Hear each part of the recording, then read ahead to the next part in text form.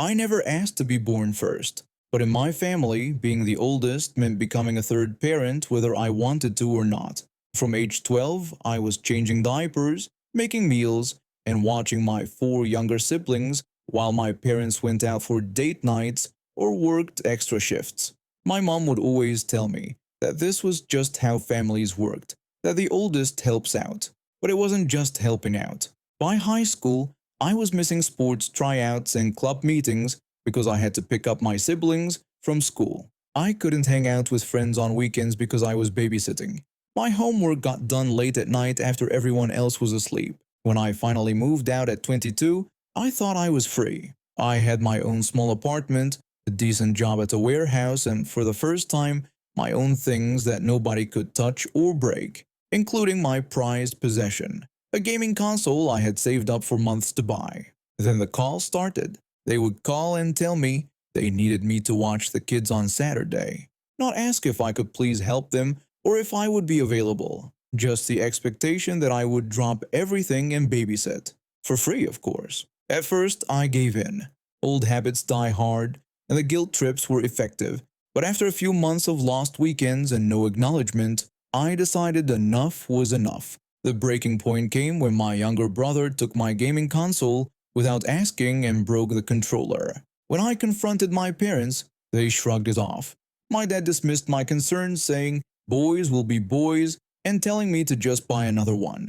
When I explained that the controller cost $70 and that it wasn't about the money but about respect for my things, my mom accused me of being selfish and said family shares.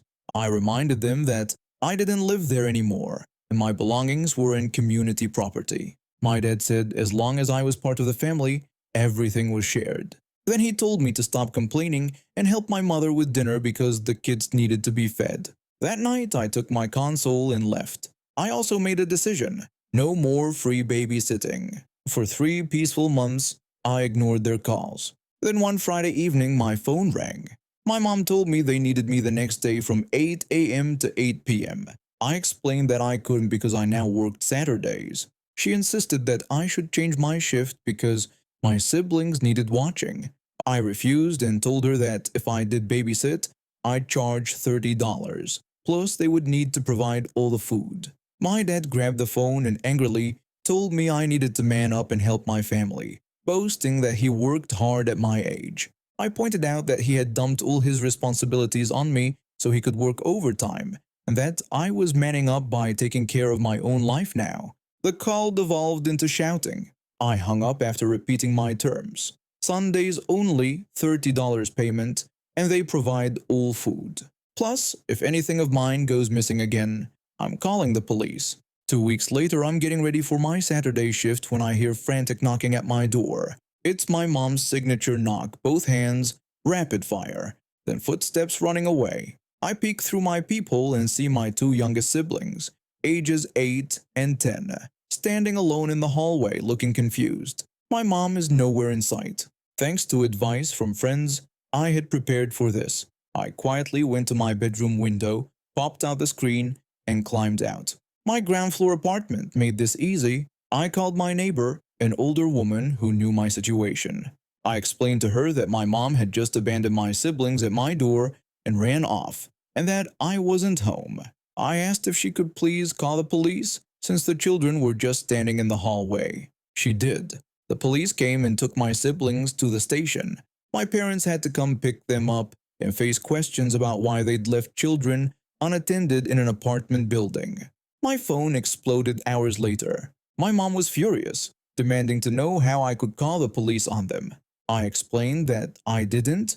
I wasn't even home since I was at work, like I'd told them. A neighbor saw 2 abandoned children and called.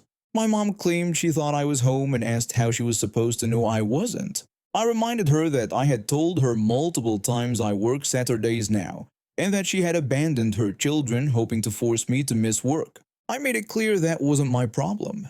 She got off with a fine and a warning for child abandonment, but the humiliation stung worse than the money. Thanksgiving brought everything to a head. They invited me over, and like a fool, I went. As soon as I arrived, my dad laid out his new plan. He told me I was moving back home and that I would pay rent to help with their mortgage, babysit whenever they needed, and give them the family support they deserved. I simply said no. My dad stood up, saying this wasn't a request. He came at me, fists clenched. But I wasn't the same kid he used to intimidate. I've been working out, taking self-defense classes. When he swung, I blocked and landed a solid punch to his stomach. He doubled over, completely shocked. I warned him that I had the whole conversation recorded and asked him to try to explain to the police why he attacked me. My dad yelled at me to get out of his house and never come back. I took a dinner roll from the table, telling him I would gladly leave, but that I had paid for this roll with all the years he stole from me. I left and blocked their numbers. My siblings still text me sometimes. The younger ones are starting to realize what I went through. The older ones already know and have started setting their own boundaries. Last week, I got a certified letter. My parents are being investigated by Child Protective Services after my 16-year-old sister reported the same parentification happening to her. They asked me to give a statement about my experience growing up. I'm meeting with a caseworker tomorrow. I've already prepared a detailed account of every responsibility that was inappropriately placed on me since I was 12. My parents made their bed by trying to make me raise their children. Now they can lie in it. I'm enrolling in community college next semester. I've got a whole life ahead of me, and for the first time, it's actually mine. I've lived on Cape Cod for about 15 years now, having moved here after retiring from the military. My Scottish heritage has always been important to me, and after years of wearing uniforms, I decided to embrace comfort and tradition by wearing kilts as my everyday attire. It started as just a weekend thing, but eventually became my signature look around town during the warmer months. Most locals know me by now, the retired guy with the salt and pepper beard who wears kilts. I've even had tourists ask to take pictures with me, which I find amusing. I've gotten used to the occasional stares, but what happened last Saturday was on a whole different level. I was doing my weekly grocery shopping at the market basket in Bourne, methodically working my way through the produce section. I was wearing my favorite dark green kilt and a comfortable beige, collarless Celtic grandfather shirt, the kind with a laced-up V-neck. Nothing flashy, just my usual weekend attire. I was examining some avocados when I heard it, that tone of voice that makes retail workers everywhere cringe. The woman called out to me with an impatient, "Excuse me." I turned around, avocado still in hand, to see a woman I'd never met before staring at me expectantly. She was probably in her 50s. I acknowledged her with a simple yes, wondering what she wanted. Without saying a word, she thrust a piece of paper toward me. I looked down and saw it was a handwritten grocery list. Confused, I handed it back to her and politely explained that I didn't work at the store. Her eyes narrowed and her lips thinned into a tight line. She accused me of lying and demanded that I do my job. Before I could respond, she snatched the list back and shoved it into the front pocket of my shirt. I stood there for a moment, honestly stunned by the audacity. I've dealt with entitled people before, but this was something else. Rather than argue with her, I learned long ago that you can't reason with unreasonable people. I slowly took the grocery list out of my shirt pocket. I made eye contact with her as I deliberately ripped it in half, and then in half again. Her eyes widened in shock as I tossed the pieces into the air, watching them flutter down like confetti. The woman became enraged. She shouted at me, saying how dare I do that, and threatened to get the manager. She screamed that I would be fired for my actions. Other shoppers stopped and stared, but I just stood there. I knew I hadn't done anything wrong, and frankly, after her behavior, I didn't feel guilty about the list. The commotion attracted the attention of the store manager, who happened to be restocking a nearby display. He hurried over, asking if everything was all right. The woman immediately complained that I, as an employee, had destroyed her shopping list and demanded that I be fired immediately. The manager looked at me, recognition dawning on his face. He'd checked me out personally several times before, and we'd chatted about Scotland once when he noticed my kilt. He told the woman that I wasn't an employee but a regular customer. The woman was confused and started to stutter, gesturing vaguely at my outfit, apparently just now processing that a kilt and Celtic shirt were not in fact the market basket uniform. The manager pointed out that their employees wear khakis and blue polo shirts with the store logo. The manager bent down and picked up the torn pieces of her grocery list. He handed them back to her with remarkable professionalism and suggested she could find tape in aisle 7 with the school supplies to put her list back together. She stood there, her mouth opening and closing like a fish out of water. No sound came out. The manager turned to me and apologized for the incident, asking if there was anything he could help me with. I thanked him but explained I was ready to check out. The manager nodded and walked with me to the front of the store. I could feel the woman's eyes boring into my back, but I didn't look back. As the cashier rang up my groceries, the manager and I made small talk about the unseasonably warm weather we'd been having. I paid for my groceries, thanked the cashier, and headed out to the parking lot. I loaded my bags into my car and drove home, shaking my head at the absurdity of it all. When I got home, I told my wife about what happened, and she laughed so hard she had tears in her eyes. We've added the story to our collection of Cape Cod characters we've encountered over the years. And no, I haven't stopped wearing my kilts to go shopping. If anything, the incident has made me more determined than ever to stay comfortable in my own skin and my own clothes.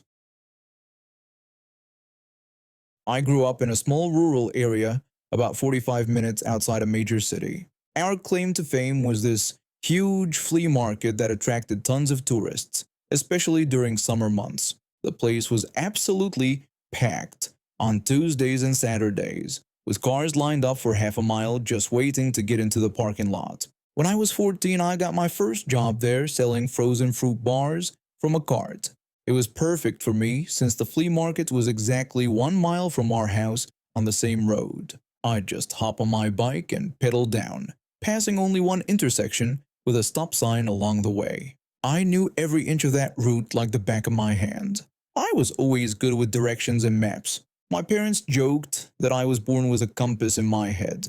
I spent most of my free time exploring the countryside on my bike, memorizing all the back roads and shortcuts around our area. By the time I was 15, I could have drawn you a detailed map of the whole county from memory. One Tuesday morning in early September, after school had started back up, my younger sister and I were standing at the end of our driveway waiting for the school bus.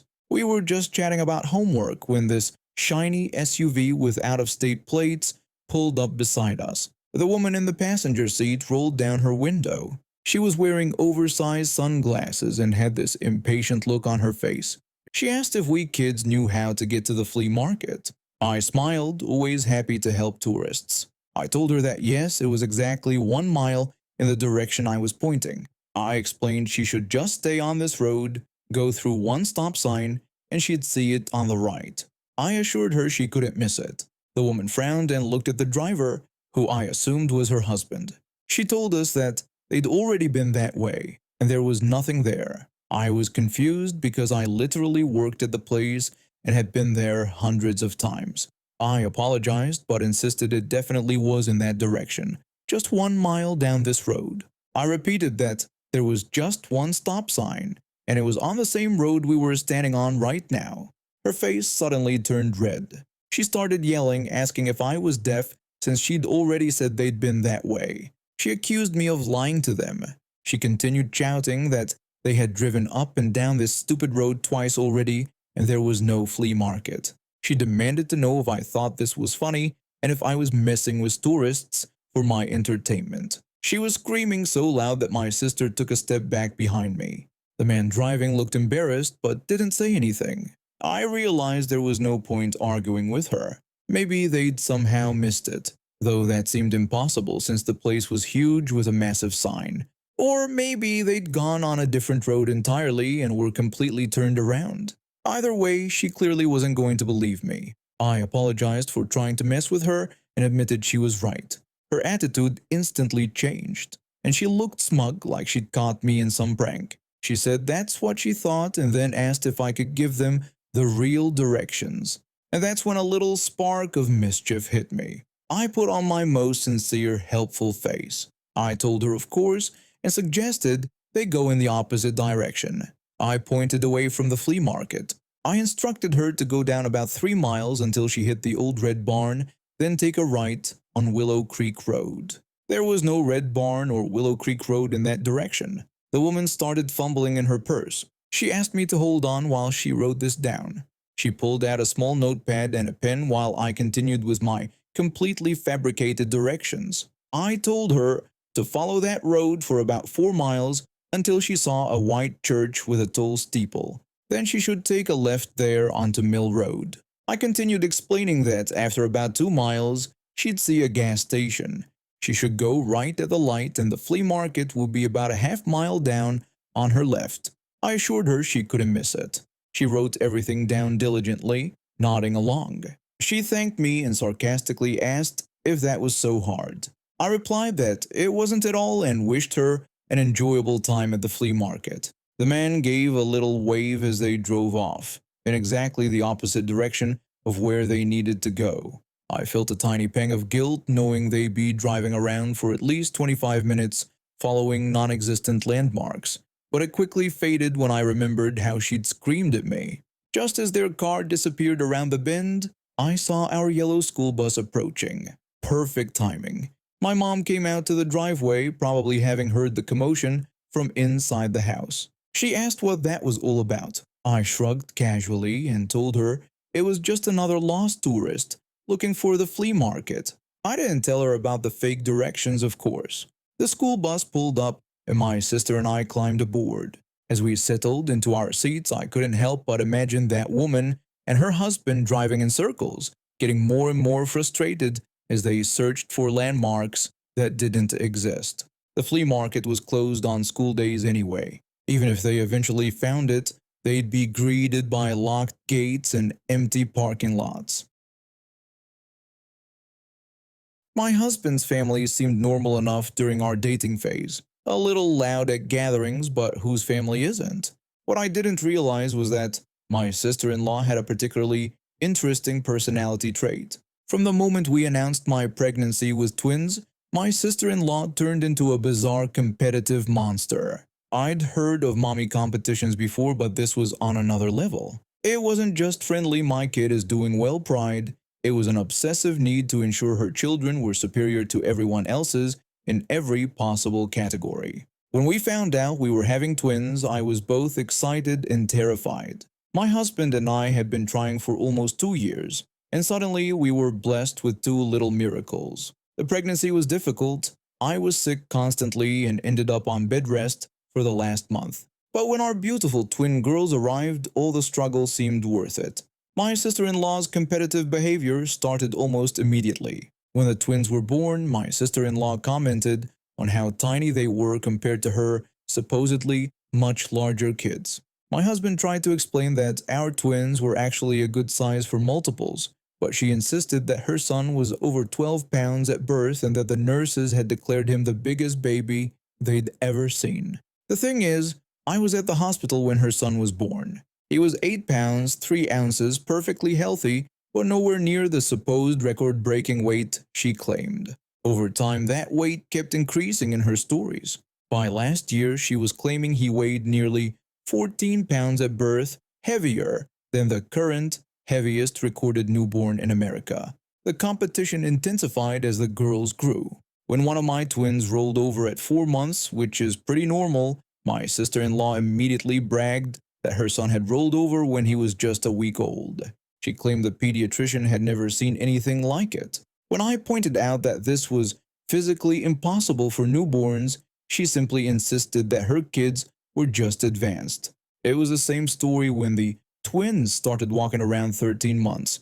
My sister-in-law questioned if that wasn't a bit late, claiming her daughter was already running by 4 months old. When my husband reminded her that he remembered when her daughter actually started walking around 16 months, she accused him of being mistaken and claimed to have videos of her running before 5 months.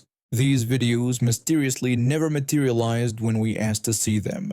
I mostly let these comments slide. They were annoying but harmless, if a bit delusional, but things took a turn when my sister-in-law decided that not only were her kids superior, but there was something wrong with mine. As the twins approached their second birthday, they were babbling constantly and had a handful of clear words each. According to our pediatrician, they were right on track developmentally. But my sister-in-law became obsessed with the idea that they weren't speaking enough. She asked if I wasn't worried that they weren't speaking in sentences yet, claiming that by 18 months, both her kids were speaking in complete 5-6 word sentences. When I explained that the twins weren't even 2 yet and that the pediatrician said they were developing normally, she suggested that doctors don't always catch these things. The irony was that her son, now almost 7, still mumbled so badly that I could barely understand a word he said.